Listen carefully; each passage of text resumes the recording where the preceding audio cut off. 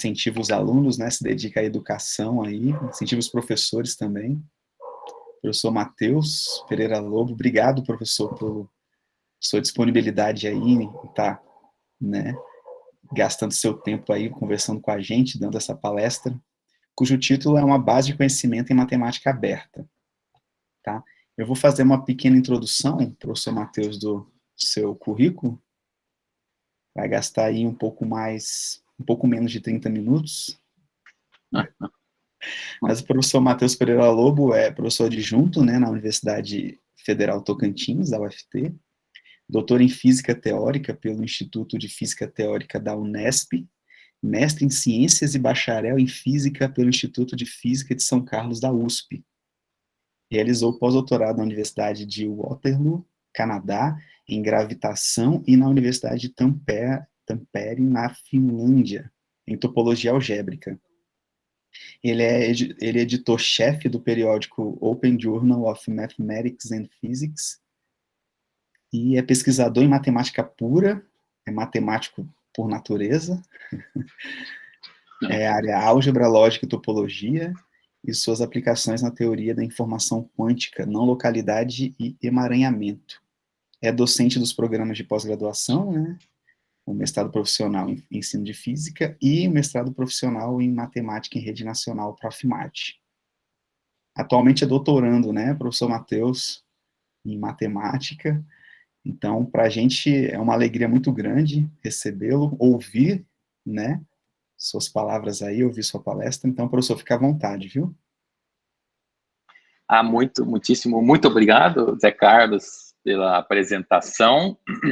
Quero agradecer também, né, pelo convite, aos organizadores, à professora Elisângela, professora Renata, professor Zé Carlos, pelo convite, por fazer essa semana acadêmica que é maravilhosa. Eu estou assistindo muitas palestras, aprendendo muito. Então, hoje vou falar sobre essa base de conhecimento em matemática aberta, né, que nós estamos construindo. Ela está na versão beta, então tem poucas tags, né, poucas palavras-chave ainda inseridas, e a gente vai ver direitinho, né? Aqui está a página inicial dela, né? Que ela é bem minimalista, minimalismo é um movimento que eu sigo e aplico, né? Em diversas áreas da minha vida. Então, a sigla é OMKB, porque é Open Mathematics Knowledge Base, tá? Depois, mais para frente, eu vou mostrar o site, tá? Com alguns exemplos, que é o foco da palestra de hoje, da nossa conversa de hoje. E é o seguinte, então eu vou falar um pouco da história da criação, bem resumido, porque tem gente que já ouviu, né, para não ter que ouvir de novo, e também porque eu vou passar o link de onde eu conto essa história completa, tá? Quem se interessar, vai no link, eu vou fazer só um resumão mesmo, que é algo mais pessoal ali que aconteceu comigo, uma série de acontecimentos que culminou na criação do nosso periódico, da nossa revista científica, chamada, cuja sigla é OJMP, Open Journal of Mathematics and Physics. E então é o seguinte. Assim, eu vou falar um pouco da história da criação da revista, depois eu vou falar um pouco da revista, e aí depois eu vou falar dessa base de conhecimento, tá, em matemática, a OMKB.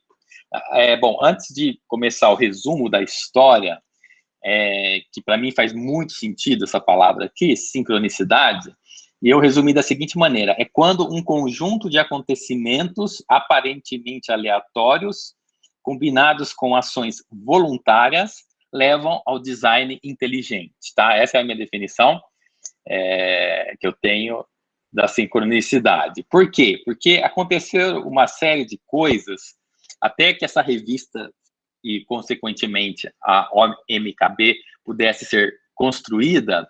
Uma série de eventos aparentemente aleatórios foram acontecendo, mais ações voluntárias, né? E levaram a essa criação, esse design inteligente. Quem quiser ver o vídeo de uma outra palestra que eu fiz, chamada Reinventando a Descoberta, algo mais ou menos assim, né? Foi baseada no livro do Nielsen. Então, acessa esse link encurtado, né? Não tão curto, mas se quiser lembra de dar print na tela, porque às vezes eu estou assistindo palestra e eu esqueço, eu gosto muito das informações, esqueço de dar os print, né? Então, quem quiser, acessa esse link e assistam a versão completa da história. Mas ocorreu, assim, uma coisa que um amigo da graduação que era de Pirassununga, estava passeando em São Carlos, na época eu trabalhava lá. E aí um outro amigo, eu estava numa videoconferência, um colega da videoconferência esqueceu a mochila dele lá na sala, que é muito difícil esquecer mochila, porque a mochila é grande. Aí eu encontrei com esse amigo de Pirassununga sem querer, por causa que eu mudei meu caminho, que fui levar a mochila. E daí eu encontrei o Paulo, né, da Informação Quântica, tal, professor lá da AFA, de Pirassununga. E aí, por meio desse encontro, eu peguei o e-mail dele, começamos a trocar ideias de informação quântica, que começou a ser meu interesse, e ele me mostrou esse maravilhoso livro aqui do Nielsen, né, que é autor do livro mais citado na física, que é o Quantum Computation, né, Quantum Information. Mas esse livro aqui chama Reinventando a Descoberta. Lá ele fala sobre o projeto Polymers da física, da matemática, desculpa, criado pelo medalhista Fields, em que ele, no blog dele, eles resolveram um problema em aberto da matemática muito rapidamente. Ele comenta quantas horas, quantos dias. Em 2 meses, eles resolveram um problema que estava em aberto há décadas, né? Seguindo o conceito da ciência aberta, tá? Que é o que eu vou enfatizar aqui, que está relacionado. A ciência aberta, ela tem a ver com autoria colaborativa e reprodutibilidade, tá? O que é principal aqui. Nós assistimos uma belíssima palestra ontem à noite, da professora Cristina, em que ela comentou sobre a escrita matemática. Então, na matemática, é muito importante. Na matemática já existe essa questão da reprodutibilidade. Pode, talvez, fazer menos sentido, mas na física, infelizmente, é uma ciência hermética que é escrita de forma que poucos compreendam, e isso é uma das razões até que me frustrou na física. Então, a ciência aberta está baseada em acesso aberto, dados abertos, open source, entre outras coisas, né? Esse diagrama mostra apenas 3. Bom, então aí uma série, esse evento, né, que eu fui... Depois teve um outro evento que eu estava em janeiro, fui comprar uma coisa no cartão de crédito, o meu cartão de crédito não foi aceito. E eu pago as minhas contas em dia. Eu falei, eu não lembro o que era. Aí eu fui na Amazon e falei, deixa eu fazer um teste. Eu compro muito livro do Kindle, que tem livros que são baratinhos, 10, 12 reais. Falei, deixa eu comprar um livro aqui que já estava na minha lista de compra para testar o cartão, custava acho que 12 reais. Aí comprei esse livro aqui só para testar o cartão que tinha dado defeito. Aí eu comprei, falei, porque é um livro assim, fantástico. Eu falei, pô, eu comprei, agora vou ler, né? E aí eu li o livro, aí me remeteu ao... Esse avião aqui tá meio fora de ordem, mas aí me remeteu ao Perimeter Institute, que era janeiro, em março ia ter um evento sobre Open Science. Eu falei, nossa, tô super dentro, porque eu tava super conectado já há uns 10 anos, né? Porque eu tive contato com esse livro em 2011, mais de 6, 7 anos. Daí eu li o livro, lembrei do Perimeter Institute, que teve um evento, peguei o avião, fui nesse pontinho aqui, que é Waterloo, região de Waterloo, fica 100 quilômetros de Toronto, e cheguei nessa espaçonave alienígena pousada ali em Waterloo, que é um ambiente surreal lá. A arquitetura que tem dentro desse lugar aqui é incrível, né? Então eu fui participar desse evento aqui, ó, 26 de março de 2018, sobre Open Research. Então, assim, pesquisa aberta, repensando a colaboração científica. Então, aqui era março, estava saindo do inverno, mas eu não tinha muitas roupas apropriadas na época. Essa aqui é eu passando frio, aqui é eu nesse lugar maravilhoso, aqui é a parte de dentro dele, o corredor, é um pouco difícil andar lá dentro. Aqui está a lanchonete, uma parte ali do corredor, cada espaço tem uma lousa com um giz maravilhoso, perfeito, que você fica querendo rabiscar, escrever, de tão gostoso que é esse giz, né? E esse aqui é um modelo de sala de aula, aqui os gestores aqui presentes. Vamos lutar para ter uma sala de aula, para ter todas, não precisa ser todas, né, mas algumas salas desse jeito, porque não é possível que nós, brasileiros, que somos um povo unido, inteligente, competente, será que a gente não tem competência para criar uma sala dessa na UFNT, né? Então, eu deixo essa questão provocativa aqui, com 6 quadros, mesa contínua, tá? Pelo amor de Deus, essas mesinhas de bracinho é horrível, os alunos reclamam, quem já usou aqui também sabe. Tem um outro anfiteatro, eu tirei as fotos aqui porque tá lá na história completa, mas tem um anfiteatro lá que tinha lousa do chão ao teto, nas paredes laterais, tudo lousa também, sabe? Porque aqui é um instituto de física teórica, então a gente precisa de lugar para escrever. Esse foi a foto, né, de alguns participantes do evento. Enfim, bom, aí o que acontece? Eu lá nesse evento foi importantíssimo, porque eu me deparei com o conceito de Overlay Journal. Foi um evento feito por jovens, que eles fizeram um ambiente muito gostoso de discussão. Então, tinha algumas palestras, mas toda manhã, a maioria dos eventos era discussão. Você juntava em grupos, depois apresentava o que vocês discutiram. E uma delas apareceu muito assim, Overlay Journal. Daí na época, para falar inglês, eu estava meio travado, então eu escrevia o que eu ia falar e lia o que eu ia falar, porque senão eu não conseguia. Depois eu melhorei um pouco. Mas aí eu perguntei, o que é Overlay Journal? Daí o cara me explicou. Então, essa viagem, assim, foi fundamental para eu conhecer o conceito de Overlay Journal, que foi um conceito criado pelo Gowers, o medalhista Fields, em inglês, né, se eu não me engano. Então tem aqui na Nature, aqui, ó, o matemático renomado launches, né, lança o seu Overlay Journal, baseado no Archive. O que é isso? É uma revista científica, um periódico, que ele é criado, cujos artigos são depositados em repositórios de pré-print, porque o repositório de pré-print ele tem compromisso a longo prazo de preservar o arquivo pelas décadas que vão se suceder, né? Você não põe assim o seu arquivo no WordPress, daí a WordPress é vendido, depois alguém apaga e acabou onde estão os artigos. Não, quando você coloca num repositório de pré-print, ele é permanente, tá? Ele vai provavelmente perdurar aí por centenas ou milhares de anos, assim como a gente tem os registros do passado e ainda que não tinha tecnologias digitais, né? Então ele criou. Como que funciona essa revista que ele criou, né? Que é Discrete Analysis.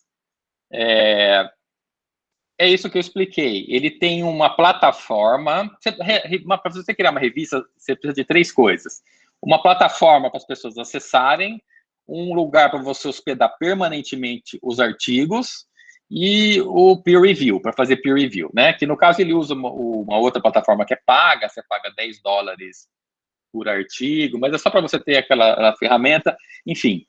E é isso que ele fez, né? Bom, daí eu pesquisando, assim, nós pesquisando, conversando aqui com os amigos da UFT de Araguaína, nós tivemos a seguinte ideia, que existe esse centro da Open Science, que é um centro muito forte em Open Science, que é um centro, por exemplo, que há uma década ele recebe de 6 a 8 milhões de dólares por ano de financiamento para produzir o que eles produzem, que são plataformas para ciência aberta. E aquele, um dos serviços é o servidor de pré-print. Então eu falei, opa, vamos pegar, usar, eu acho que não é tão difícil, a gente usa a ideia do medalhista Fields, vamos criar um Overlay Journal também. Então a gente pensou aqui em usar o repositório do Center for Open Science, o WordPress como uma plataforma de acesso, só a fachada ali, poderia ser qualquer outro serviço, mas ele é bem robusto, então, e o e-mail para peer review, né? Então, nós tivemos aqui a nossa ajuda dos ilustres professores da matemática, nossos amigos, o professor Álvaro, que é editor da revista, tá? Da Matemática Pura, geômetra, nosso ilustre está presente aqui, professor José Carlos, ali, ó, também como nosso editor da revista, a nossa querida Rosária, né, que é a quem eu obedeço e sigo as ordens de casa, que ela é minha esposa, é pedagoga, e eu, aqui, como editor-chefe da revista, aqui, ó, pode notar essa parte aqui, ó, esse branco do olho, é igual, então vocês vão perceber que sou eu mesmo aqui na Finlândia, menos 18, com o mascote da Finlândia, e onde a única parte que ficava descoberta é essa que vocês estão vendo aqui, tá? E a mão aqui, mas tinha uma luva também que eu colocava. Bom, a revista, o link da revista, então a revista se chama Open Journal of Mathematics and Physics. Ela é uma revista aberta, bem ampla, assim, é matemática e física, tá? Aceita todos os tipos de artigos que envolvem matemática e física, até artigos de outras áreas, como psicologia, enfim, é bem aberta mesmo. O link é ojmip.org, é uma revista com ISSN, é uma revista indexada e é uma revista que está na Sucupira, de modo que na próxima avaliação Qualis ela deve entrar com alguma numeração, né? Eu não sei qual é. A revista ela foi criada dia 11 de maio de 2019, às 21 horas e 55 minutos. Nos seus 22 meses de existência, nós publicamos um artigo a cada 3 dias, tá? Então, ela está aí com 225 artigos publicados. Nesses 22 meses, se eu não errei na conta, dar esse número aqui. A revista publica micro-artigos, ou que eu chamo de white paper. Depois eu falo um pouco mais. Vai aparecer aqui white paper, a palavra. Mas os micro-artigos são versões curtas de artigos científicos. Essa é uma característica. Outra característica, ela pode ser atualizada depois da publicação. Uma terceira característica é que ela é publicada antes do peer review. Tem uma série de características. Para não ficar repetitivo, eu coloquei algumas.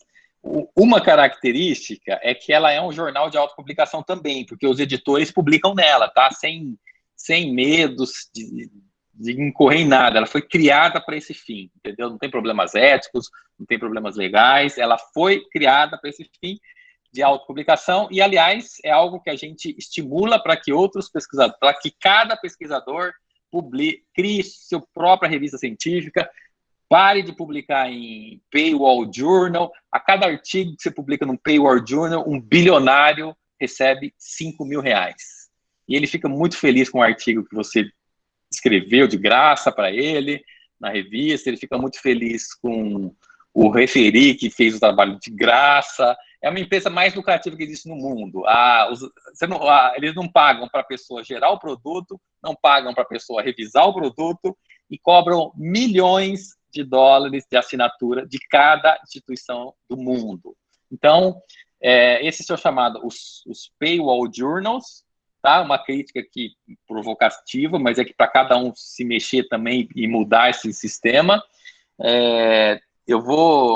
Bom, mais para frente eu vou mostrar aqui um documentário sobre o Paywall Journal, né? E aí, esse nosso movimento aqui, cada pesquisador faça o seu próprio jornal de autopublicação. O Overlay Journal é uma alternativa robusta, moderna, de publicar conhecimento científico. Nós temos preciosidade, nós temos uma mina de ouro. O cérebro somos nós, pesquisadores. A gente tem as pepitas de ouro que a gente faz, nós estamos dando na mão de pessoas, de grandes editoras, como Elsevier, por exemplo, que estão adorando, ficando bilionários e tudo mais. Então, eu tenho um artigo que eu vou passar aqui o link, Do It Yourself. é essa referência 7 que está aqui, ó. Então, o link curto, se quiser dar um print aí, ó, na tela, faz aquele barulho, clique, clique, aquele barulho, não, o cliquezinho, esse link curto, tá? Aí, você...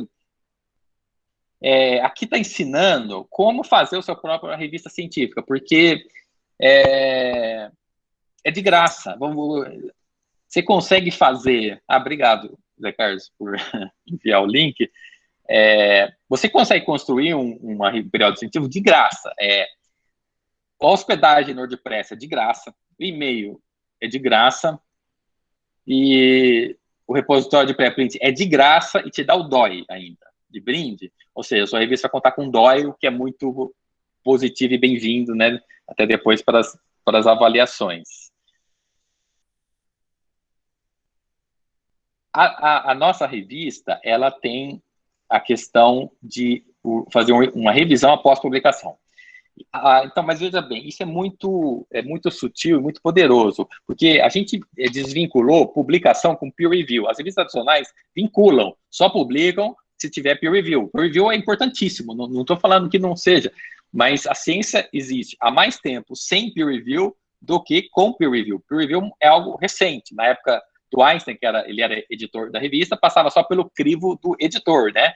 E o Einstein mesmo segurou um artigo importantíssimo do Kaluza e Klein durante 2 anos, desnecessariamente. Mas, então, qual que é o nosso critério de publicação? É o artigo apresentar alguma novidade, seja pedagógica, seja em pesquisa, e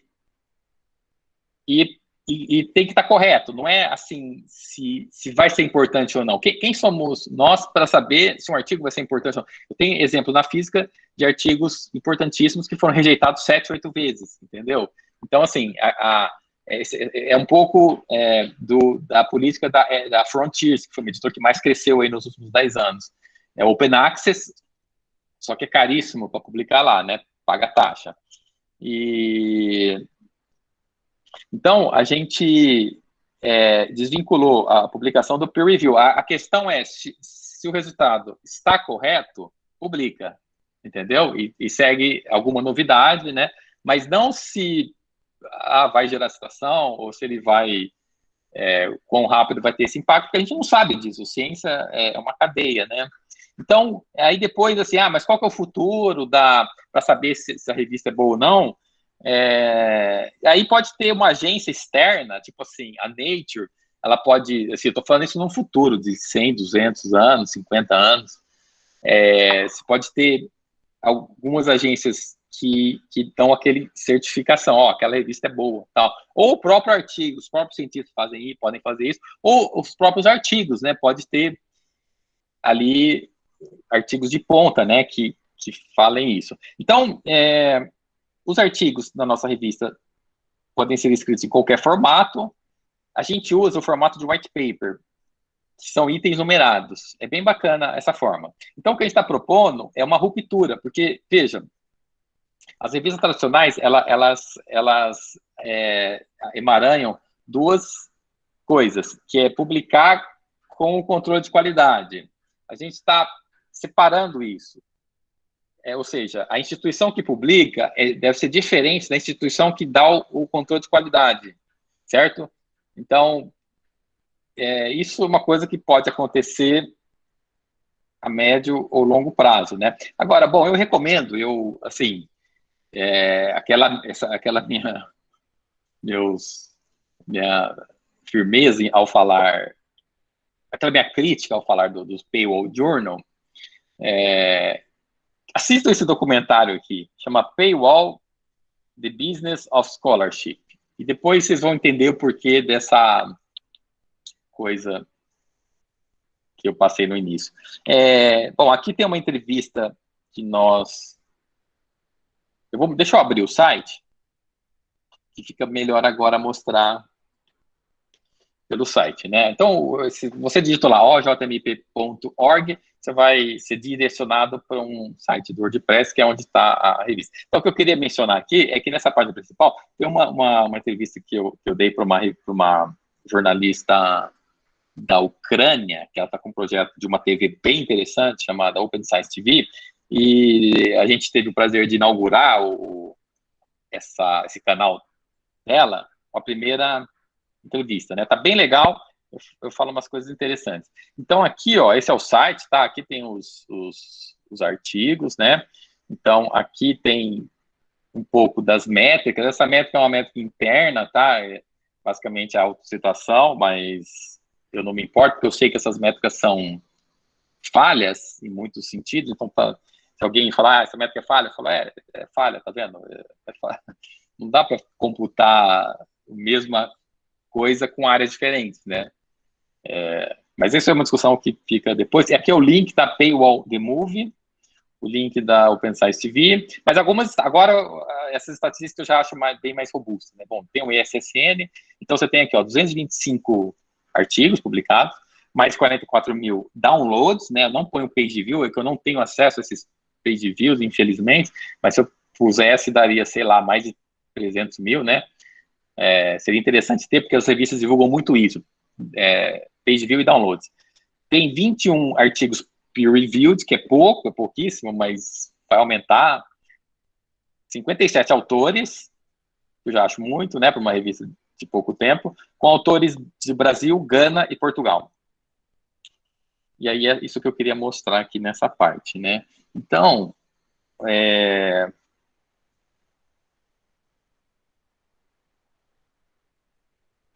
ele fechou aqui, mas eu vou achar. Certo, aí tem a OJMP Brasil, tá, que é a versão em português, que é num site separado, que você vai pelo br.ojmp.org. Aí você entra para poder não misturar artigos em português e inglês, né?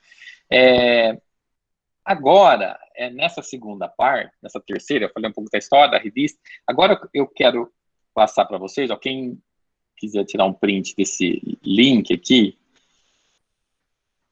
esse aqui é um link fixo da Open Science Framework, do Center. Obrigado, Ricardo. VDX 37. Esse link é deste artigo publicado 14 de fevereiro de 21, o artigo 204, volume 3, o DOI, é um white paper, Diamond Open Access. Diamond Open Access é gratuito para ler e gratuito para publicar, esse é o significado. E é aqui que entra a OMKB, tá? Que eu quero mostrar, conversar com vocês aqui. Uma rápida introdução, né? O Google, não sei se vocês sabem, quem já leu a história, o Google vem do nome Gogol, daquele número que significa 10 elevado a 100. O Googleplex, que é aquele centro maravilhoso do Google, né? Que tem lazer misturado com trabalho, e lá eles chamam de Googleplex. Aqui é o Googleplex, que é o 10 elevado a Gogol. O Google é o Gogol das informações da internet. O Wolfram Alpha é uma inteligência computacional servindo também como o Google da matemática pura. E aí nós estamos aqui criando a Open Mathematical Knowledge Base, OMKB. Ela pretende se tornar o Google ou o Google da matemática pura, como uma plataforma de inteligência computacional. Mas de que forma, né? Imagine uma plataforma em que você digitasse o nome de uma estrutura, um objeto matemático, e obtivesse todos os pré-requisitos necessários para entendê-lo. Porque, assim, à medida que a gente vai estudando matemática pura, a gente vai vendo que tem muitos pré-requisitos que você precisa saber para entender. Então, deixa eu falar uma coisinha rápida. Esse artigo, cujo título é O Gogol da Matemática Pura, ele é um artigo que eu escrevi com foco da seguinte coisa: pensando na Open Science, na ciência aberta, ela é focada em reprodutibilidade. Então, nós criamos essa plataforma com a ajuda do nosso ilustre programador, deixa eu ver se ele está aqui, para ele estar aqui, Sérgio Williams Ferreira, ele está aqui presente, ele é aluno da Química, certo? E ele é um desses gênios da programação que faz tudo em Python. Ele faz tudo. Então, o que nós, em conjunto, estamos fazendo, e o Sérgio, então, é o cara responsável, ele é aluno da Química da graduação, né? Ele é responsável pela parte de Python, né? Aqui é o link da plataforma. Quando você entrar nesse endereço, você vai ver só isso aqui, ó, só essa tela aqui. Eu vou depois mostrar para vocês. Daí, ou você clica, ó, tá falando aqui, ó, digite uma tag, só uma, tá? Porque tá bem simples por enquanto o sistema de busca. Ou pressione Search para ver todas as tags. Eu vou mostrar o site daqui a pouco. Mas antes de mostrar o site, eu queria só comentar sobre esse artigo, que é um artigo para quem quiser criar esse mecanismo de busca para a sua própria área, né? Se você quiser fazer para matemática, para física, para química, para biologia, para assuntos pessoais, o que quer que você queira, você já pode pegar a nossa experiência e seguir esse passo a passo. Esse artigo tem esse passo a passo, quer ver? Você vai entrar nesse site Python Anywhere, você vai criar e fazer login em uma conta, acessar esse dashboard, que tem essa cara aqui, daí você vai clicar em web, daí você vai clicar em adicionar novo aplicativo web, clicar em next, tem todas as telas do print screen, daí você vai clicar em Flask, que é um...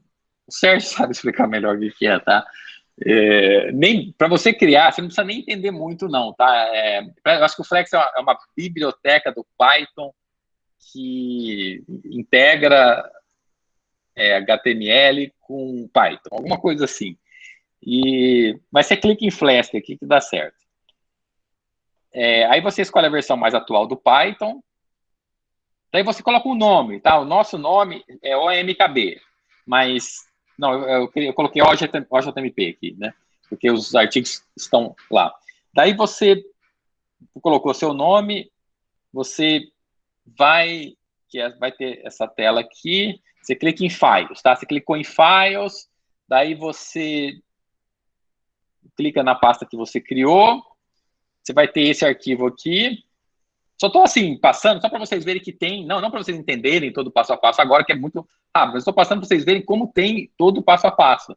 Né? Você vai pegar esse arquivo que já tem, jogar fora, apagar, daí você vai vir nesse endereço aqui, que é o nosso projeto que tem, da revista, que tem todos os arquivos tendo em vista a reprodutibilidade, você vai criar nessa pasta e vai fazer download desses arquivos aqui. Depois você retorna lá, vai em diretório, cria essas duas pastas, faz upload desse arquivo nessa pasta, faz upload desse arquivo nessa pasta, que já vai ter baixado. Aí você faz o upload da pasta raiz, esses aqui, clica em web, reload, pronto. Eu vou abrir aqui para vocês agora. O seu mecanismo de busca está pronto. Ó, então, se você digitar aqui omkb.org, tá, que é um link curto que vai te redirecionar para a página, quer dizer, redireciona para a nossa página, né? A sua página vai ter esse OJMP, vai ter o nome que você criou, .python anywhere. Então, está aqui, ó, se você quer saber o que é uma álgebra linear, você pode digitar, você começa a digitar um pouco da palavra que você quer, apareceu dois resultados com várias palavras-chave aqui, porque qualquer palavra dessa você vai ter acesso a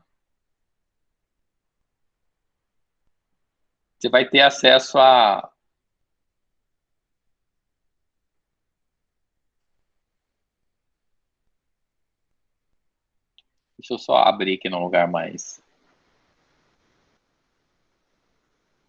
Então esse é o que eu estou chamando da base de conhecimento em matemática aberta.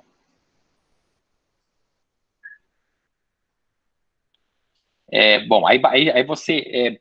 porque, assim, é um tipo de um Google que você busca pelo termo matemático e ele te retorna um resultado em formato PDF de artigo, que é o que nós pesquisadores mais gostamos. Se ele mostrar, porque você pode baixar e deixar ali na sua pasta, no seu gerenciador de artigos, né? Então, esse é um white paper que está escrito na forma, mesmo no modelo similar ao artigo científico, mas é uma knowledge base, é um white paper do tipo Knowledge Base, onde a gente mostra aqui a definição matemática de uma álgebra linear sobre um corpo F, que eu estou apresentando aqui como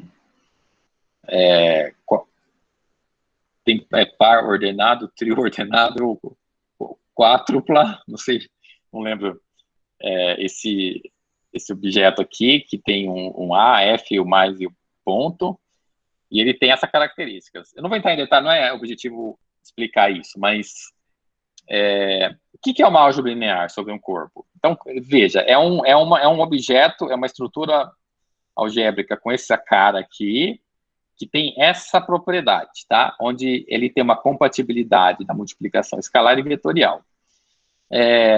De forma que isso acontece. Mas é falar que quem que é quem, o que é A, o que é F. A e F são conjuntos, F é um corpo, né, que é esse objeto aqui, dado por um conjunto, e duas... quem que é F? A F é um conjunto. Quem que é mais?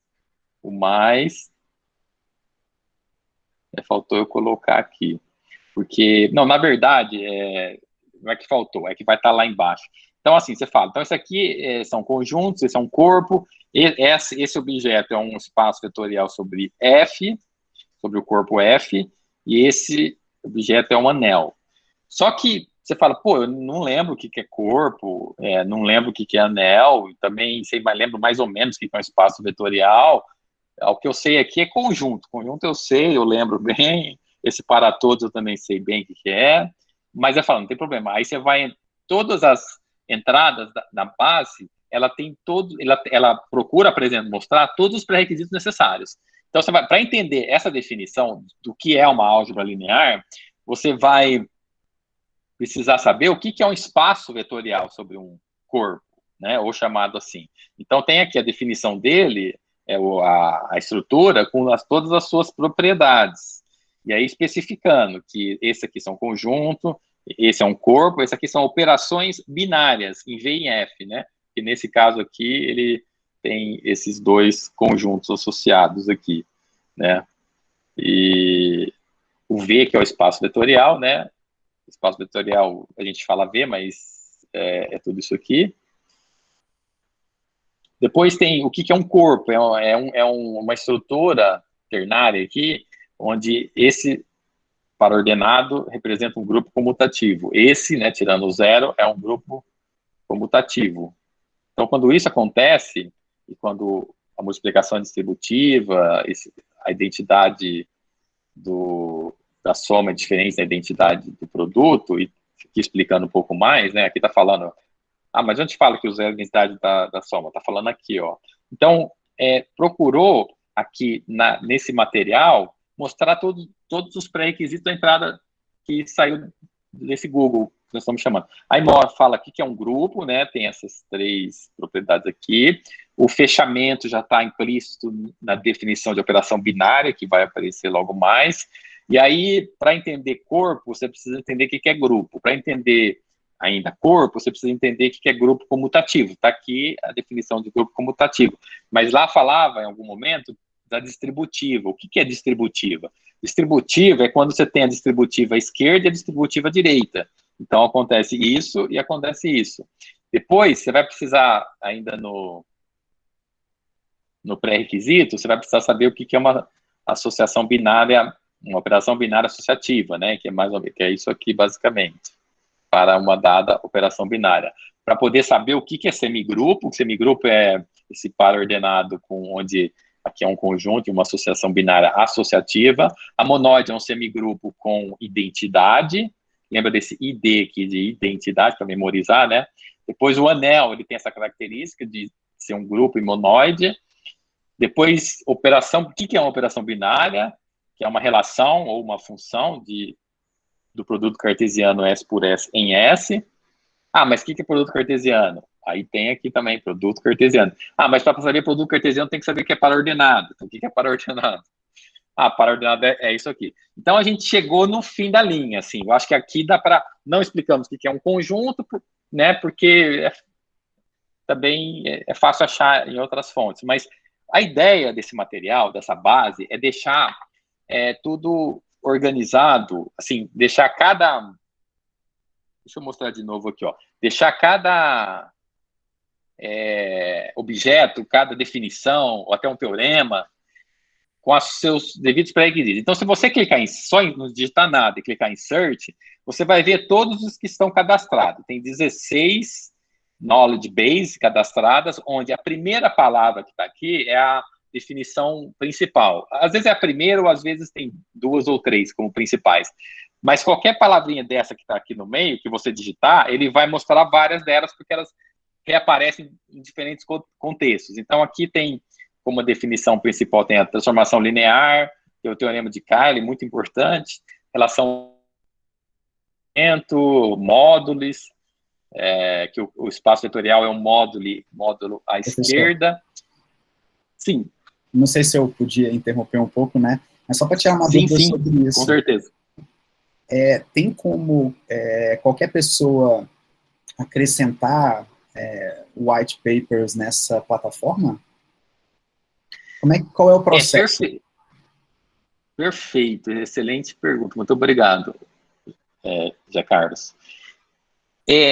Tá muito no começo o projeto, é beta, assim, esse site, tanto que se você entrar no site, não tem nem, assim, quem somos nós, tá uma coisa bem, assim, local, né, vai entender o site mais quem conhecer a ideia, porque tá no começo. Mas o principal é que as pessoas contribuam. Então, num futuro breve, daí, e para isso eu peço a ajuda de todos os interessados em fazer isso, uma coisa que eu pensei nessa linha porque, assim, todos essas knowledge base, elas estão publicadas na OJMP. Então, o que eu penso? Quem quiser publicar a sua knowledge base, envia, escreve, entra na revista, baixa o template em LaTeX, envia para publicação na OJMP como knowledge base, que é um tipo de white paper, e ela sendo publicada lá, ela é inserida aqui. Então, tem sim. Só está faltando a gente pensar nessa estratégia para adicionar no site. Não, muito, muito bacana. É legal de submeter para o JMP primeiro, que também passa por um certo crivo, né? Nem que seja um crivo rápido. Né? Pode ser que não seja um peer review, mas passa por um crivo, pelo menos dos editores. Exatamente. E aqui, ó, por exemplo, isso foi uma novidade que começou a aparecer aqui por conta de uma das experiências que eu fui tendo, para não confundir o leitor, né? Então, quando os artigos têm peer review, eu bato um selo aqui verde, bonitinho, escrito artigo peer reviewed. Quando ele não está no peer review, é importante o leitor saber. Então, está escrito aqui, ó, waiting peer review. Então, assim, é que nem estivesse lendo um artigo no archive, um pré-print do archive ou qualquer outro pré-print, servidor de pré-print, você sabe que foi escrito por doutores, né? Então, ou seja, não é um absurdo, um nonsense, não é uma coisa absurda, mas ao mesmo tempo ainda não passou pelo peer review. Então, eu tomei o cuidado de colocar isso. Então, é o que você falou muito bem. Embora não tenha passado, né, porque, tipo assim, uma versão anterior dessa, eu saquei uma coisa meio errada que eu estava colocando e já corrigi, como os artigos são atualizados, então, mas passa por um crivo inicial dos editores, para poder ser uma pessoa a mais que vai detectar qualquer que tiver incompleto, né, ou inconsistente, para depois os voluntários, algum voluntário fazer o peer review quando necessário. Então, é perfeito. Aí, quem quiser também interromper e perguntar mais alguma coisa, fica à vontade, tá? Que eu achei muito legal a palestra do professor Zé Carlos com esse formato, que eu esqueci de falar também no começo, dessa conversa aberta. Aqui, Sérgio Eiras está presente, dá um oi aqui para o pessoal. Ele é o nosso programador, tá? Responsável por fazer essa integração, porque a parte de busca eu até soube fazer e fiz em Python. Ela é bem tranquila, porque é uma busca muito simples. Claro, aprendi com o Sérgio, né? Ele me ajudou. Falei, como é que faz busca? Ele fala, usa esse comando aqui. A Python é uma delícia. Um comando, você faz 1 milhão de coisas, porque as pessoas já pré-programaram e colocaram na biblioteca. Então, eu até consegui fazer, por conta própria, o mecanismo de busca. Só que aí depois teve uma integração com Flask e com HTML para publicar no Python Anywhere, para publicar um aplicativo web, né, que é o que ele faz, aí já é com o Sérgio. Sérgio tá aí para falar um oi? Oi, professor. Boa noite. Bom dia. Acostumado. Não, bom dia a todos. É que o dia de programador tem 36 horas. O cara não dorme, aí tá achando que é noite. Eu tô acordado há não sei quantas horas, eu pensei que não era de noite. Então, vou me apresentar um pouco, eu me chamo Sérgio Williams, como o professor falou, eu sou programador em Python desde os 14 anos, eu acho. Python nem é falado, nem existia como é hoje. E sou do curso de Química, Araguaína, e o professor me convidou para participar, ele reconheceu o talento e me convidou para participar, e eu de cara aceitei. Tenho só que agradecer a excelência aí. Não, Sérgio, fala assim, rapidinho, como que você... essa história todo mundo tem que saber. Como é que você começou estudando Python? Aos 14 anos. É bem engraçado, porque eu não sabia nada de computação, nada. Eu ganhei um pendrive da minha tia, e a minha felicidade era colocar a coisa e apagar, colocar e apagar, só isso. E a curiosidade, eu falo que a curiosidade ensinou o gato, não matou o gato, ensinou o gato. E daí como é que gravo, como é que acontece isso, onde fica, fui vendo e me tornei, aos 15 anos, professor de informática. E, dei um salto gigantesco e já estava na área da programação, já fazia alguns microprogramas, algumas pequenas aplicações, e para web, eu nunca gostei da parte de web.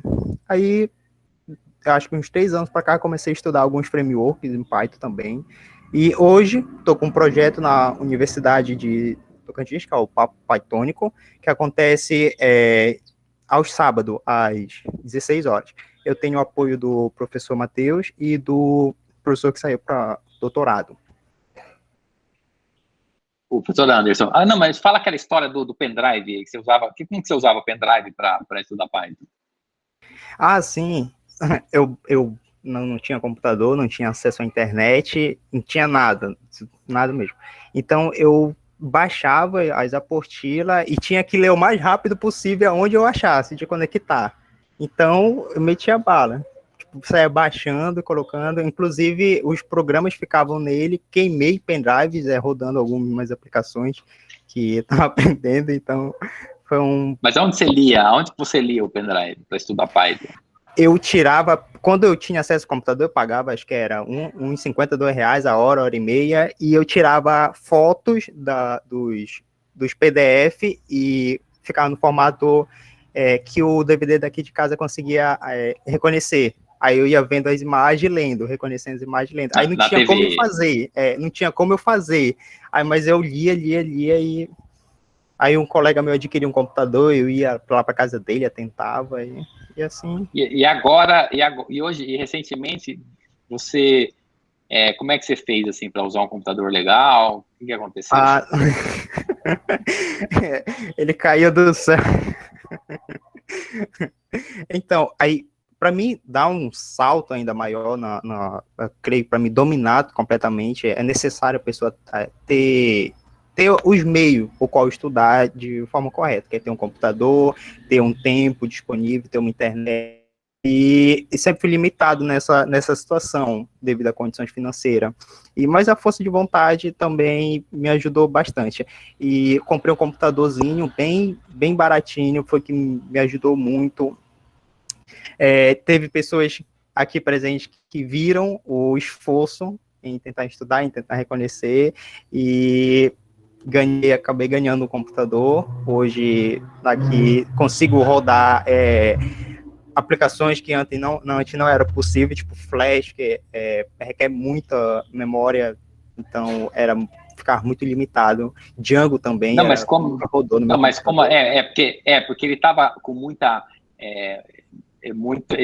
conhecimento e de uma máquina que não rodava, né, as coisas. Isso. Mas como assim ganhou? Ganhou um computador de quem se deu? Como assim, um computador? Eu quero ganhar um também. O senhor esqueceu. O senhor esqueceu. através na nossa Ele tá com excelência vergonha, Matheus Pereira, eu ganhei, o professor Matheus Pereira Lobo me deu de presente um computador, o qual me incentivou ainda mais em estudar e produzir ainda mais conteúdo nessa área. E hoje a gente está com um papo pythonico aí sensacional, com os slides bem melhor, né?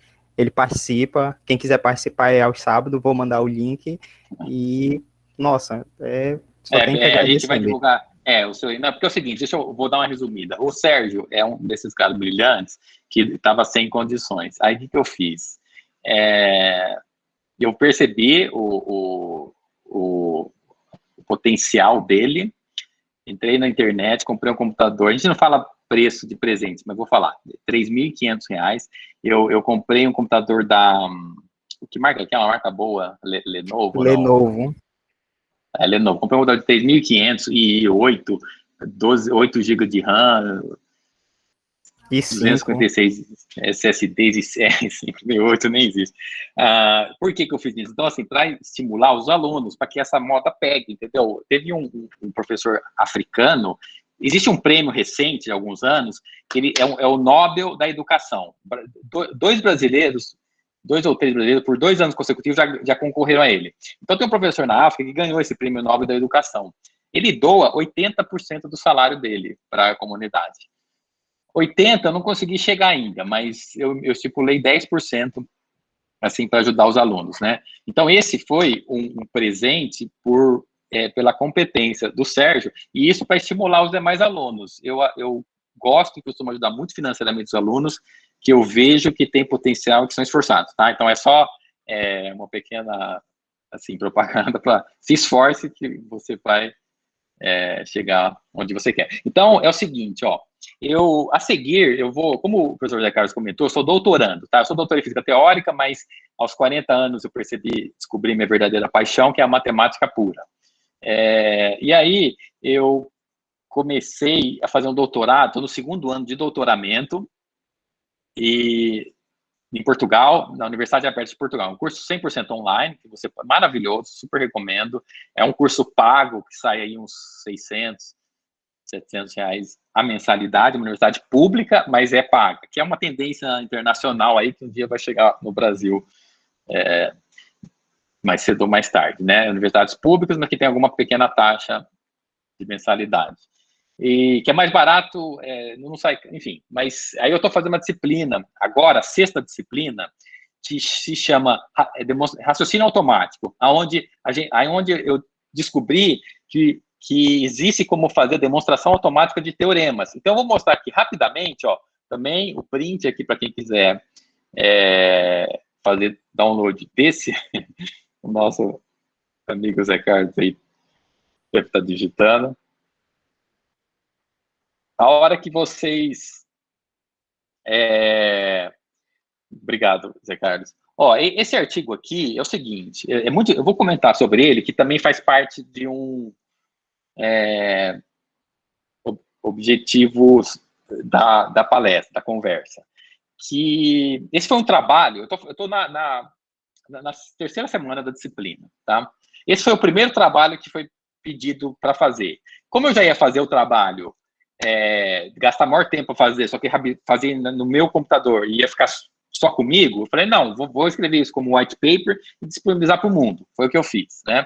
Então, o exercício pedia as seguintes coisas. Ele fala assim, um semigrupo, né, que é associativo, se tiver identidade à esquerda e inversa à esquerda, ele é um grupo, tá? Esse é um teorema, um resultado matemático.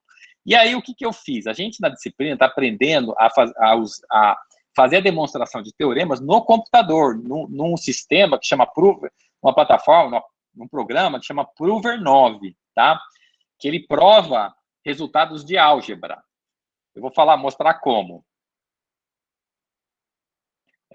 Então, aqui está o teorema. Ó, eu gosto de ser minimalista, então eu gosto de escrever assim. Se você tem que o S é um semigrupo, e esse semigrupo tem identidade à esquerda, não sei se eu só pôr um para todos o X, mas, enfim, fica implícito aqui, e tem inversa somente à esquerda, essa estrutura vai ter identidade à direita e inversa à direita, e por sua vez vai ser um grupo. Então, esse programa, ele demonstra isso em 2 passos, né? Vai ter 2 passos, porque o passo 1 consiste na seguinte coisa: você abre um arquivo TXT, TXT mesmo, copia isso e cola lá. Então, você define aqui um tempo, para ele não gastar muito tempo em cada... Uma questão técnica só.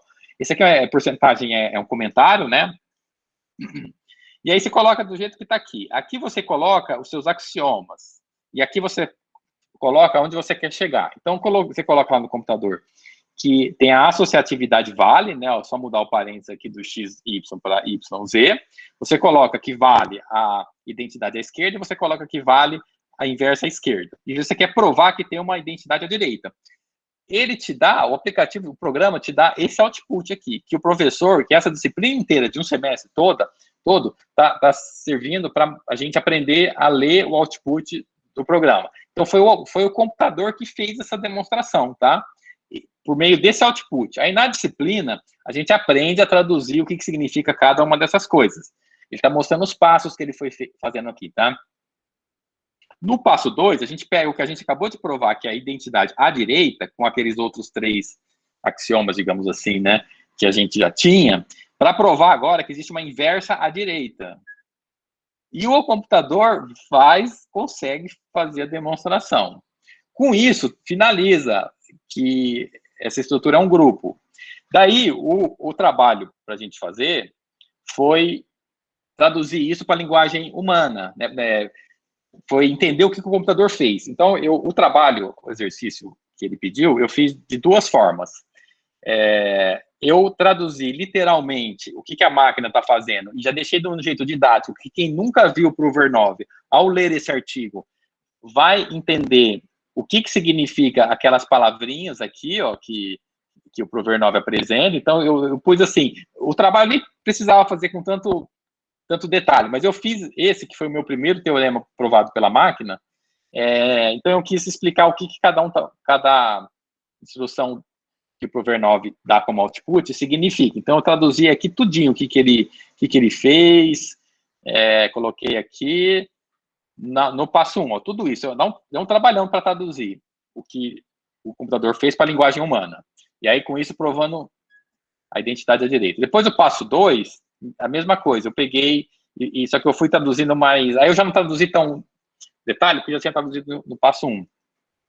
Mas eu fiz os passos que o computador... Então, o computador, ó, esse passo, até aqui, até o 29, 30, 31, até o 35, foi o computador que fez. Eu só traduzi o que o computador fez.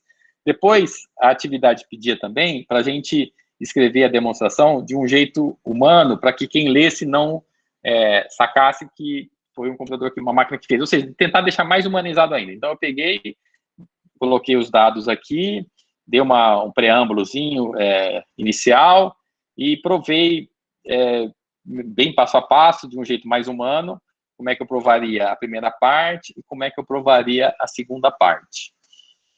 Então, é isso que está nesse artigo. Deixa eu só ver se tem mais alguma coisa aqui.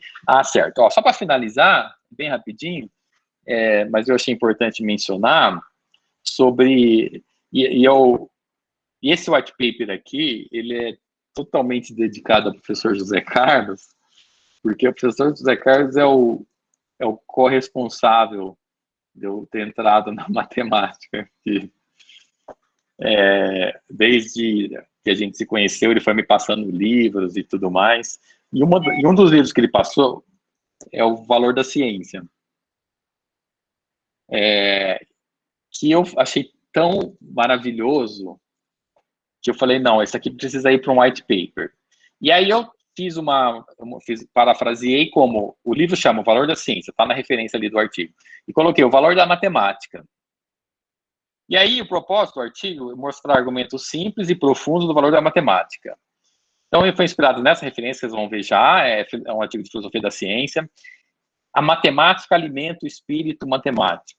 Isso aqui, para mim, não tem algo mais perfeito que esse item 3 aqui. Então, eu mostrei, essa é do matemático francês Poincaré, esse livro, de modo que ele vai apresentar. Aqui eu embacei que é para vocês, ó, baixarem o artigo e lerem, tá? Porque é muito interessante. Para gerar uma curiosidade, tá? Essa parte aqui eu também não queria entrar muito nessa polêmica aqui. Então, mas uma das coisas que está dizendo assim, para que serve acumular tantas riquezas? Riqueza material, dinheiro. Né? Se para ter tanto tempo de adquiridas, é preciso negligenciar a arte e a ciência, as únicas que podem nos proporcionar espíritos capazes de usufruí-las. E por causa da vida, perdem-se as razões de viver. Isso aqui é fascinante. Agora, um argumento muito bom é que uma ciência unicamente feita, tendo em vista aplicações, é impossível. As verdades só são fecundas se forem ligadas umas às outras. Aqui eu não estou fazendo crítica a nenhuma área específica, nem nada. Eu só estou, assim, mostrando argumentos, porque a nossa área que é teórica, física teórica, matemática pura, matemática aplicada, às vezes essa parte que não tem aquela aplicação para amanhã, nem para depois de amanhã, tem esse argumento que eu acho genial, que, por exemplo, se não são os polinômios de Legendre ou Laguerre, eu confundo, é com L, você não consegue, que é uma matemática pura, você não consegue fazer a solução para o átomo de hidrogênio, você não consegue fazer o seu celular funcionar, você não consegue fazer esse computador funcionar, a videoconferência funcionar, e estaríamos, né, fazendo presencial com papel e caneta. Por quê? Por causa da matemática pura lá atrás, pelo Legendre ou Laguerre, não lembro. O Riemann, a geometria riemanniana, ele pediu, o Riemann pediu financiamento para a FAPESP, que eu sou de São Paulo, mas ou para a FAPEMIG, ou para a FAPTO, da época, e foi negado a bolsa. O Riemann pediu bolsa, foi negado, mas orientando de Gauss, né? Nada menos que Gauss, ele apresentou sua tese em 1854 com a sua geometria riemanniana. Para que serve geometria riemanniana? A geometria riemanniana é a base da teoria da gravidade. O GPS só existe por causa do Riemann, por causa da geometria riemanniana, que é uma matemática pura, que o GPS de hoje... Então, a matemática pura e a física teórica, ela tem aplicações, às vezes, há 3, 5 anos já aparece, como foi um Nobel da Física, que miniaturizou gravação de dados, que antigamente os iPod era um tijolão, assim, para escutar música, que já era bom, né, porque não precisava levar também aquele tantão de CD. Só que aí miniaturizou e ficou essa coisa que nós temos no bolso, que é o celular. Então, assim, e esse argumento é fantástico, porque é impossível fazer ciência pensando só numa coisa utilitarista de, eu quero uma coisa que eu possa aplicar amanhã.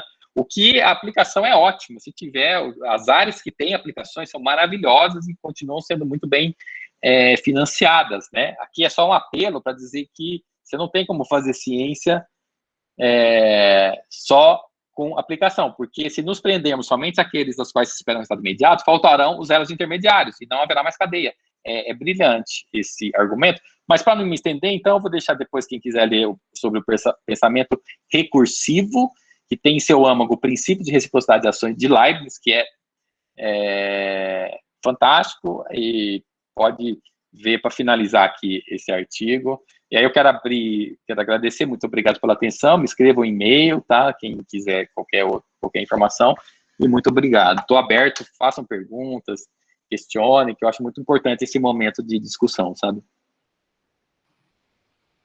Uau, professor, que palestra show de bola, reflexão profunda, né, sobre ciência aberta, né, open science, sobre matemática em si. Alguém tem algum comentário, alguma pergunta para fazer para o professor? Matheus agora. Tá, Matheus? Um dia eu chego no seu nível, tá bom? Parabéns. Imagina, obrigado, Sandra. O Matheus, ele é do futuro, né? Desde que a gente se conhece, eu falo para ele que ele veio do futuro. Enquanto eu tinha, sei lá, um Discman, ele montava um aparelho que recebia via física quântica na sala, e eu, professor, ele falou, não, isso aqui eu peguei no museu, daqui a 30 anos você vai conhecer. O Matheus, ele tem esse lado. Mas eu tenho uma pergunta, mas eu vou deixar o povo, podem ficar à vontade. Eu não tenho pergunta, eu só tenho parabenizar o professor por essa palestra, por essas reflexões e pela sua atitude com o seu aluno aí, com o Sérgio, fantástica a sua atitude, inspiradora, espero também chegar nesse nível, acho bacana incentivar os nossos alunos e eles precisam desse incentivo.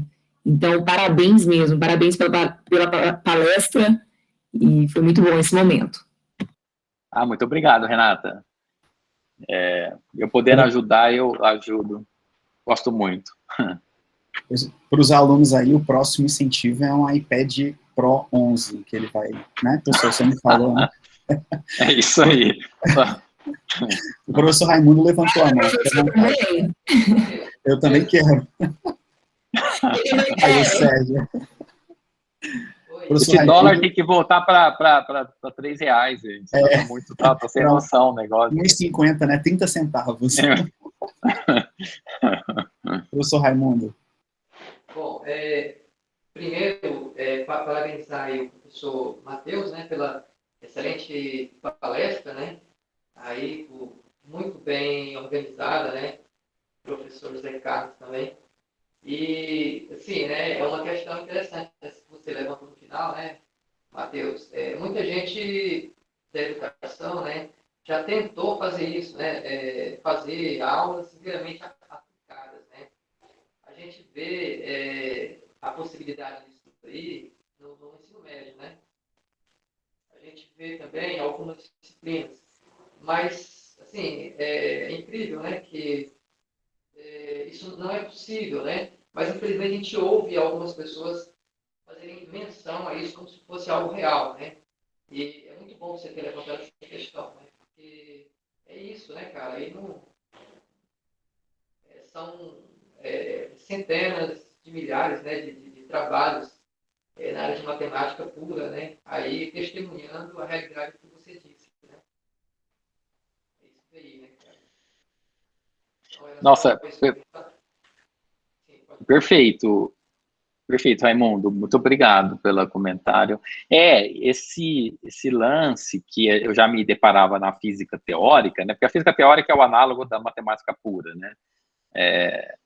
Então, eu gosto do termo que o Einstein acho que criou, que é o experimento mental, né?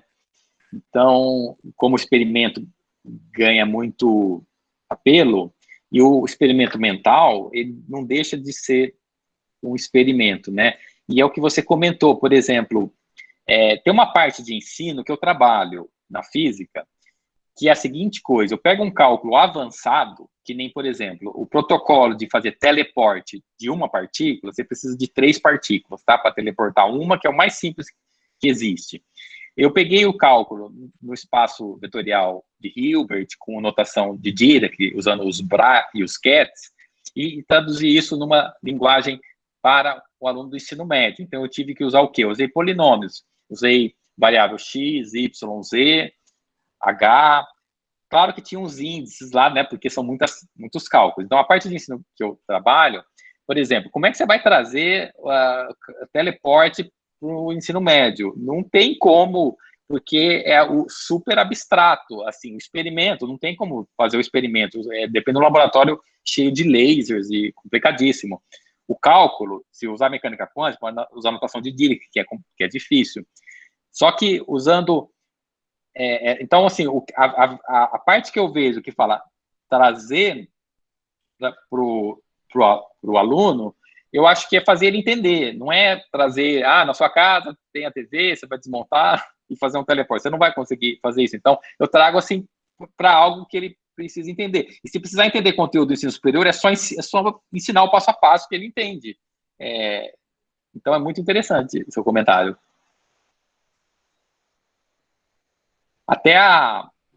Nesse artigo que eu estou falando, é um artigo que chama Teleporte do Ensino Médio, está no Física na Escola. Se você digitar Teleporte Física na Escola, você encontra. Inclusive, nós temos aqui, deixa eu ver, eu acho que ela não está mais aqui, a Suelan, que foi coautora desse artigo, tá? Que foi a minha orientanda do Prof. Física, que ela defendeu o mestrado e fez esse trabalho, que fez um produto educacional, mais esse artigo, né? Que é um artigo que foi, nossa, o editor, que é o Nelson Studart, ele adora, ele gosta mais do artigo do que eu. Eu amo esse artigo, e ele gosta mais do que eu. Então, os eventos que ele vai, no final, ele comenta sobre esse artigo, está bem legal. Nós contratamos um desenhista, não é profissional, quer dizer, um menino tinha lá, 19, 20 anos, mas ele fez os desenhos vetorizados, ficou bem legal. Bacana, pessoal. Obrigado, professor Raimundo. Mais alguém? Então, vou fazer uma pergunta, professor. Na verdade, são duas ou três, se você for olhar, né? Mas, assim, por dentro, é o seguinte, como é que você vê, professor Matheus, o futuro na Open Science, né? Ou da Open Science, comparando ela com o paywall, né? Que é tão forte hoje, ou tão incentivado, né? Essa questão de publicação, da ciência em si, né, da ciência aberta. Como é que você vê o futuro disso tudo? E como que você vê, contando também com a demonstração automática, como é que você enxerga o futuro nesse sentido, né, nessa direção, né? Essa é uma pergunta com duas, né, o futuro desses dois termos aí, da Open Science e da demonstração automática. E a outra pergunta é, você acha que um computador um dia, por exemplo, vai conseguir filosofar, né? A definição de filosofia é, inclusive, uma capacidade humana, né? Por definição, né? Queria só ouvir sobre isso. Certo. Open Science, provador automático e filosofia, né?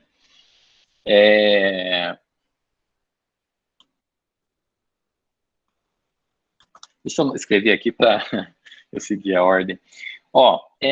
Pois é, a Open Science, um futuro imediato, é claro assim que eu sou bem parcial, suspeito, né, para falar, mas eu acho que essa ideia do micro, o artigo hoje está muito chato de escrever, de ler, na minha opinião, e está muito extenso, o pessoal está, assim, está uma cultura de que, quanto mais páginas, melhor.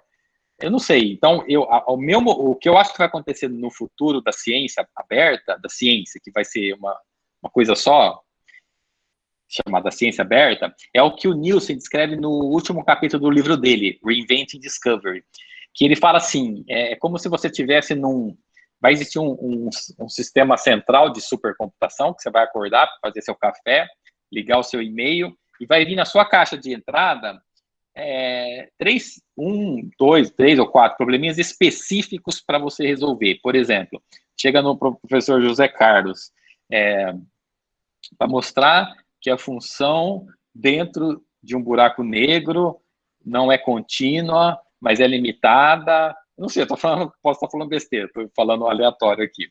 E aí, você vai receber 3 ou 4 probleminhas muito específicos, mas esses probleminhas específicos, eles vão estar dentro de um escopo maior, de algo que você vai estar, por exemplo, encontrando a cura para o câncer.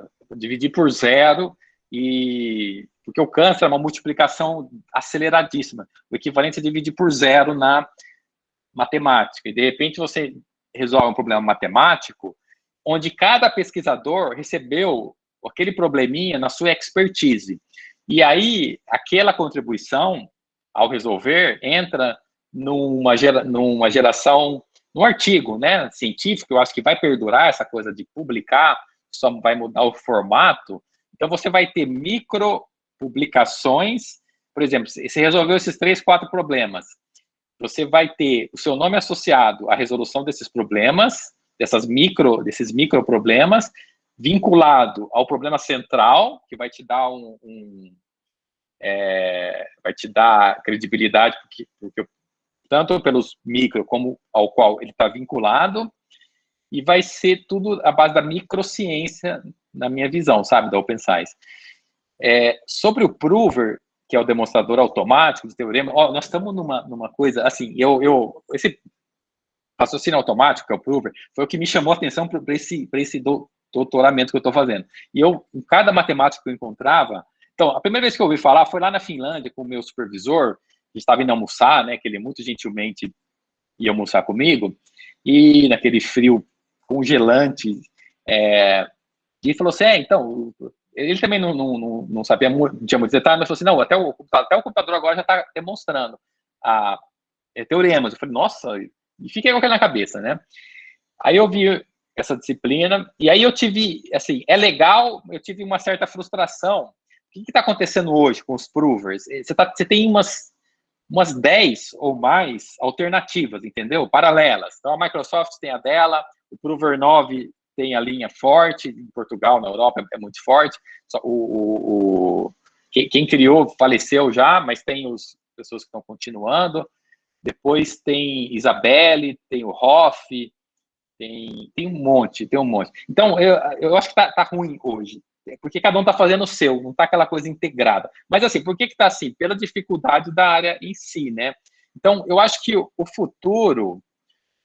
eu estava com uma ideia de fazer um prover baseado em grafos, né, em associações, porque você vai fazendo associações, mas a hora que eu fui parar para pensar, porque eu falei assim, eu vou criar esse algoritmo e pedir para o Sérgio fazer, porque o Sérgio tá louco, ele está assim, passando mal, que ele quer resolver algum problema em Python. E eu estou sem passar problema em Python para ele. Mas a hora que eu me deparei assim, de como fazer, não é muito simples isso. Porque você pega um subconjunto de axiomas, soma com outro, que dá um teorema. Mas o ponto é você fazer, não, o que é importante, o que é um resultado novo, porque se você só ficar combinando axiomas, ou subconjuntos de axiomas, você chega em milhares de conjuntos. Um dos meus professores de semigrupos, eu tive uma disciplina só para semigrupos, eu tive uma para grupos e uma outra só para semigrupos. Você vê como é rico, é linda a teoria de semigrupos também. Ele tem um teorema que o Prover resolveu para ele, que tem 1 milhão de páginas. E ele falou, quem que vai conseguir ler? Não consegue, né? Então, o futuro, eu acho que vai ser na linha de machine learning, inteligência artificial, mas eu acho que ninguém está sabendo fazer, ninguém está sabendo o jeito certo de fazer. E a prova disso é que cada um está fazendo o seu, cada linha, entendeu? Tem umas 6, 7 principais linhas paralelas que cada um faz o seu prover. Eles estão, na minha opinião, focando num jeito que para mim é errado, que é fazer a máquina formalizar assim como o ser humano formaliza. Eu acho que não precisa disso. Eu acho que você pode usar por tag, por palavra-chave. Então, por exemplo, que nem aquele teorema de Cantor, Bernstein, Schrödinger, que prova aquela questão de que aquele bijeção lá entre o conjunto A e B, que eu não estou me lembrando para falar agora os detalhes, mas você não precisa fazer a máquina formalizar, basta que é um estilo meio pythônico, assim. O Python, ele pega páginas de código e transforma em uma palavra. Então, você quer deixar uma lista ordenada alfabeticamente, você usa a palavra sort, acabou. Você economizou várias linhas do Fortran se precisasse. Então, eu acho que tem que colocar isso na matemática pura, a cultura pythônica na matemática pura para resolver. Agora, sobre se a máquina vai poder filosofar, eu acho que sim, porque nós somos uma máquina, tá? A diferença, enfim, é que aí, assim, eu sou bem aberto, né? E para eu argumentar, eu teria que entrar em argumentos talvez espirituais, né? Espiritualistas, não religiosos, mas espiritualistas. E então, mas assim, mas vamos falar do ponto de vista técnico. Nós somos, sabe o que nós somos? Nós somos computadores quânticos. Cada gene que nós temos no nosso corpo é um computador quântico. Então, se é possível o ser humano fazer um computador quântico, será possível a máquina filosofar. Agora, a questão se ela vai Agora, a questão do sentimento, porque filosofia é raciocínio, vamos chamar. Agora, se a máquina pode sentir, aí é complicado. E ter consciência, aí é complicado, porque aí eu acho que teria que entrar num campo não científico, com o qual eu gosto, do que existe além da matéria, né? Mas fascinante as perguntas. Obrigado, professor. É. Pessoal, vocês têm mais algum comentário? O professor Raimundo levantou a mão ou estava levantado? Eu não sei. Fiquem à vontade, eu estou super à disposição aqui. Pode falar, Raimundão. Estou à disposição. Não, você acredita que a consciência é algo infinito, que continua depois tipo assim, a pessoa... O que você chama de espiritualista? Perfeito. Não, excelente. Eu meio que queria falar sobre isso, mas queria saber se teria alguém também que gostaria de ouvir, né? Sim, eu creio fortemente em consciência após a morte, né? Numa energia que é combinada com a matéria e para formar isso que a gente chama de vida. Então, uma energia que se segue depois da morte. Agora, você usou uma palavra infinito, que eu acho que eu acredito muito na finitude das coisas, mas eu sei que tenha o infinito matemático. Eu ainda estou na dúvida se no universo, porque eu acho que o universo é finito. Tem uma criação. Eu entendo. Não, eu entendo a tua dúvida. Eu também, assim, eu também penso a respeito disso, né? Assim, não, assim, ser infinito, né? Isso eu também não... Se falar, não, o que você pensa? Não, eu não sei responder, né? Não sei responder você acredita, Raimundo, que a consciência é algo infinito? Eu também não sei responder, né? Quer dizer, acho que ninguém sabe responder isso, né? Mas, assim, eu também acredito que a consciência, ela continua depois de pelo menos uma...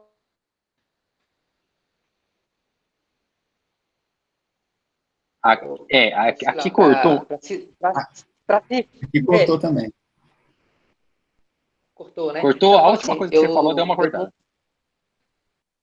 Não, eu levantei a questão seguinte, a gente fala sobre isso, né?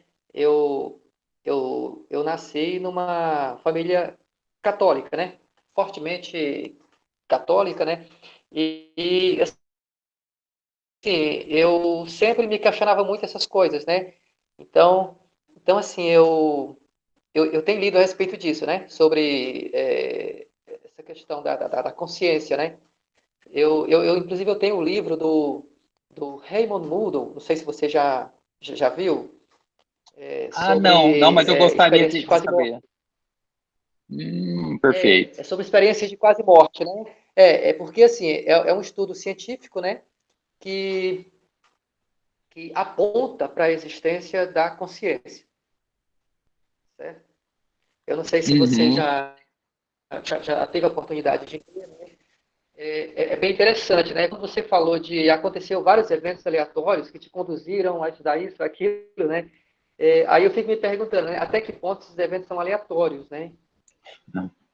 Entendeu? Não sei se você se perguntou exatamente. disso também, né? Até que ponto os eventos são... Exatamente. Sim. Na verdade, eu usei a palavra aleatório. Até eu acho que eu coloquei aparentemente aleatórios, né? Deixa eu ver se... Eu não lembro, né? Mas também... né? Assim... não, mas não, é muito bem colocado, porque eu coloquei até aparentemente aleatório, porque eu não acredito que seja aleatório de jeito nenhum. Eu coloquei aleatório, que é a palavra que a gente consegue mais ou menos entender, porque é muita coincidência atrás da outra, que eu já chamo de tendência, né? Agora, como isso se dá, eu não é difícil a gente entender, né? A gente acha que não tem... A ciência, ela é muito limitada, né? Existem verdades fora da ciência, esse é o ponto, que as pessoas às vezes confundem e falam, isso não é científico, querendo dizer, isso é uma inverdade. Não, existem muitas verdades fora da ciência, que a gente vale a pena sondar, pesquisar e tentar incorporar, talvez, né, no método científico, como você falou, no caso desse livro, desse estudo. Mas, assim, até como físico, eu tenho umas... eu acho bem interessante essa... Não, pode falar, imagina. A questão do rapaz e do programador, né? A história dele, né? Achei bem interessante o seguinte, né? Você fala assim, você explica, para mim, a existência da consciência, explica, por exemplo, o que acontece, né? O surgimento de pessoas como esse rapaz aí, né? Por exemplo, que se tornou professor de programação, que ele falou, foi aos 15 anos, né? Foi de programação? Ou só de informática? Só parte inicial de informática, eu não sei. Mas isso, é bem interessante. Porque é o seguinte, olha, o meu irmão... É bem interessante, porque é o seguinte, meu irmão achou... Aí eu fico me questionando até que ponto que é aleatório, né? Ele tinha 12 anos de idade, ele achou uma partitura. Achou uma partitura, né? Tinha 12 anos de idade. E ele aprendeu. E com essa partitura, ele pegou um instrumento musical que meu pai tinha comprado para a gente aprender. Eu nunca consegui produzir nada, né? Nenhuma nota sequer. Aí ele pegou uma sanfoninha, né? As coisas, o pessoal do Nordeste, daqui dessa região, gosta de tocar essas coisas, né? Aí meu irmão pegou e cortou as notas musicais com 12 anos de idade, colou nas teclas, e ele não usava aquelas teclinhas redondas, mas assim, ele usava só... E aí você fica pensando, poxa, como assim, né? O cara aprendeu isso daí com 12 anos, né? Assim, ouvindo, um ouvido só ali, sem professor, né? Depois ele fez aula de música, né? Mas é uma coisa que eu fico me perguntando, né? Como é que se explica isso, né? Eu acho que vai além, né? Eu concordo plenamente. Não dá pra explicar só com a genética, né? Porque, porque meus pais passam longe de serem músicos, né? Entendeu? Então, assim, para trás, se for olhar, não, nada a ver, cara, nada a ver, né? Nada a ver, né?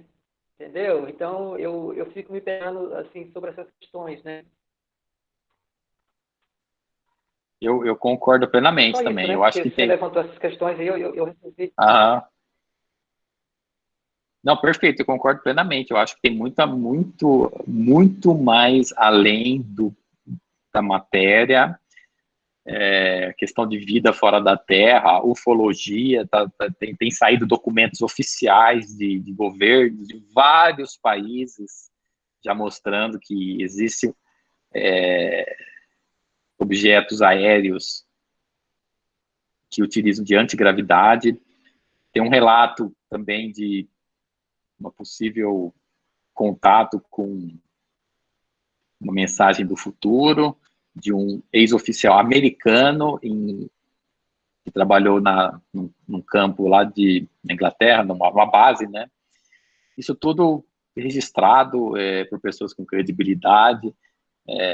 Então, agora, até como físico, entra numa discussão também, que eu gosto de pensar, que é sobre viagem no tempo. Isso me deixa louco. E eu não sei, tem a interpretação de muitos mundos da mecânica quântica, que eu sempre achei bizarro, até historicamente, como ela foi colocada, ela foi atacada, e daí o cara meio que voltou, assim, parou Mas eu sempre achei muito artificial, e hoje eu vejo, não sei, uma coisa que faz muito sentido. Então, por exemplo, se viagem no tempo existir, significa que tanto o passado quanto o futuro está acontecendo nesse exato momento.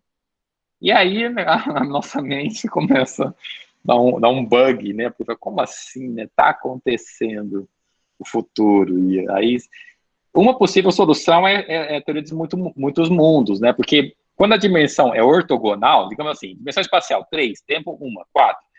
Note que toda dimensão ela é ortogonal às demais. Então, o x é ortogonal a y, então tem o x, o y é ortogonal a x, o z é ortogonal a xy, e o t é ortogonal a xyz. O que significa?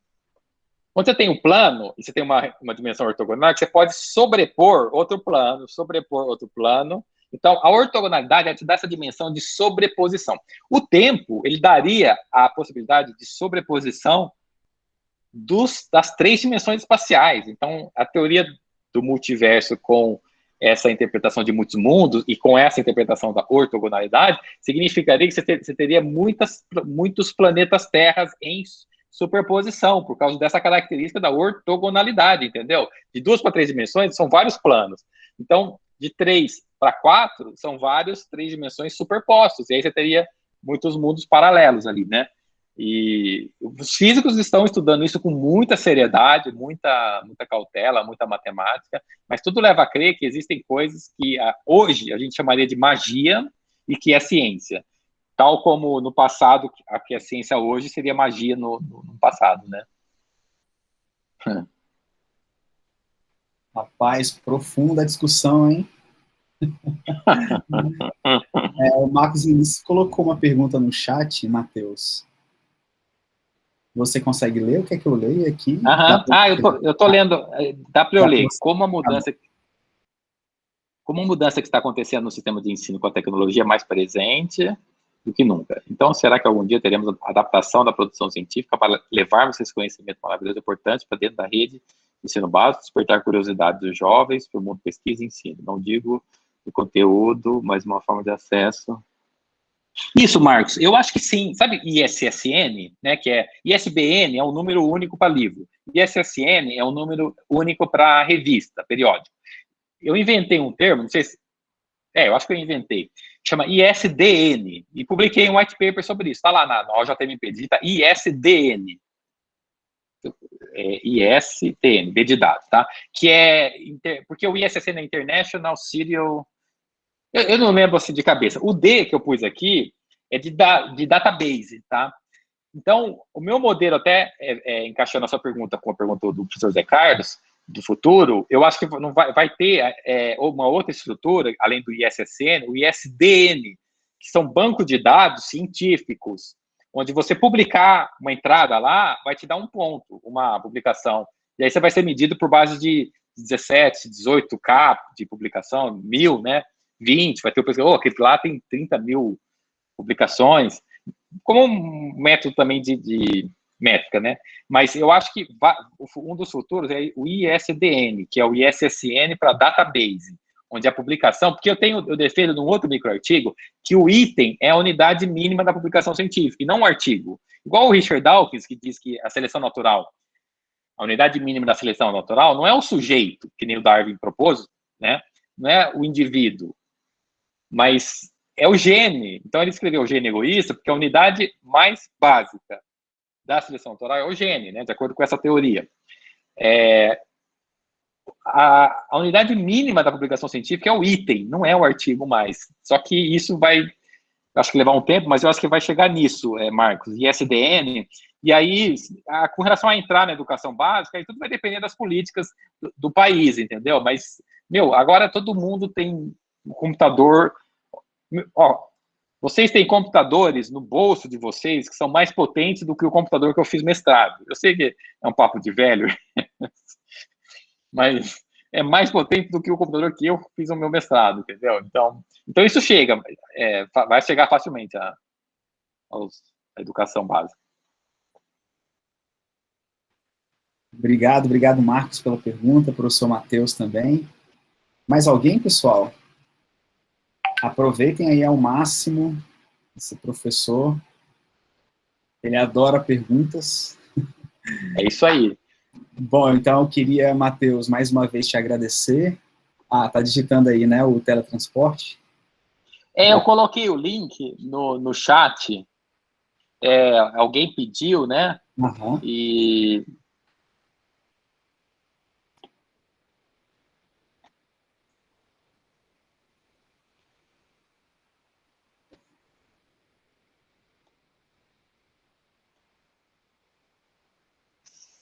Ah, tá, Eu o acho link que só para eu passar o artigo aqui que eu falei, ó, é um artigo Matheus Suelan de Nalva Caio, sobre teleporte de uma partícula, um protocolo no contexto do ensino médio, né? Então, assim, tá aqui, olha as contas como é que são, x, y, z, claro que precisou de índice, porque também, os desenhos são maravilhosos, que o cara fez desenho vetorizado, entendeu? Mas, tem aqui como teleportar, então, assim, só para dar uma mostrada nesse artigo, que vale muito, muito legal ter contato com ele, assim, que é um tipo diferente de ensino, que é ensino de conteúdo avançado, nesse caso físico, mas dá para fazer o mesmo com a matemática. Eu já dei uma olhada, foi da banca, né, da SUI também, da Suilan. A banca de Exatamente, É bacana demais. Perfeito. Então, professor Matheus, obrigado mais uma vez, viu, por todo o seu incentivo aí e dedicação, né, tanto à matemática, aos alunos, ao curso. Obrigado mesmo. Bom, não tendo Eu que agradeço, muito obrigado. Obrigado. Não tendo mais o que comentar, né, declarar, pessoal, bom almoço a todos. Às 2h, a professora Sandra vai falar sobre uma viagem, né, pelas equações diferenciais parciais. Estaremos aqui novamente para assistir. Então, vou interromper aqui a gravação. Obrigado mais uma vez, viu?